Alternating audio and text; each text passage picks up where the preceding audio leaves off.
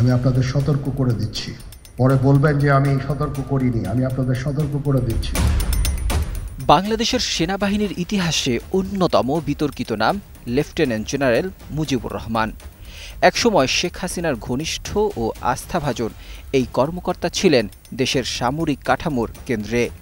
সেনাবাহিনীর director general of military operations পদে থেকে তিনি শুধু সামরিক ঘাঁটির কৌশলগত শক্তি ও দুর্বলতার খবরই জানতেন না, বরং অপারেশনাল নিয়ন্ত্রণও ছিল তার হাতে। আর এই ক্ষমতাকে ব্যবহার করে তিনি ধীরে ধীরে গড়ে তুলেছিলেন এক ছায়া নেটওয়ার্ক, যা কাজ করছিল ভারতের গোয়েন্দা সংস্থা রয়ের হয়ে।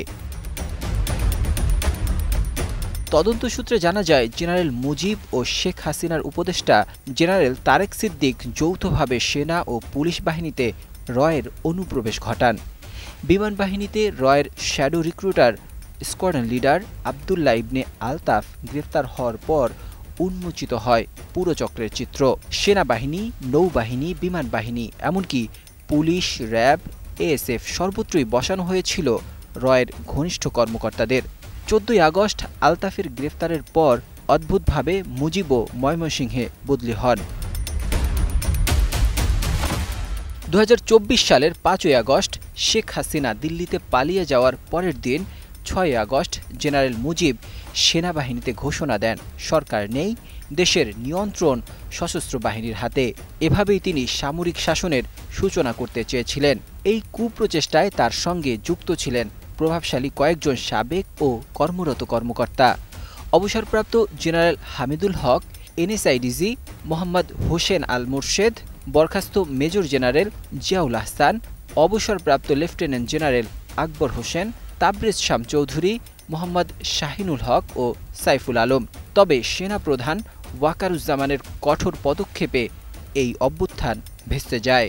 আমি আমার অফিসারকে আদেশ দিয়েছি, যদি সামান্যতম কোনো সন্দেহের অবকাশ থাকে, কোনো দুর্নীতির দিক থেকেও তার সাম্রাজ্য ছিল বিশাল।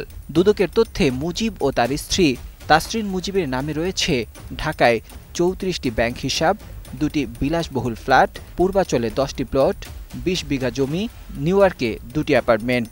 শেখ হাসিনার সঙ্গে দেখা করিয়ে দেওয়ার নামে ব্যবসায়ীদের কাছ থেকে ঘুষ ও গাড়ি নেওয়া ছিল তার নিত্যদিনের রুটিন। ব্যারিস্টার সোয়ার হোসেনের হিসেবে এই দুর্নীতির পরিমাণ দাঁড়ায় প্রায় 2100 কোটি টাকা। বর্তমানে মুজিব রয়েছেন দিল্লিতে। তার সঙ্গে আছেন মেজর জেনারেল অবসরপ্রাপ্ত আকবর ও সাবেক পুলিশ কর্মকর্তা মনিরুল। তাদের পরিকল্পনা অন্তর্বর্তী সরকারের পতন ঘটিয়ে শেখ হাসিনাকে আবার ক্ষমতায় ফেরানো।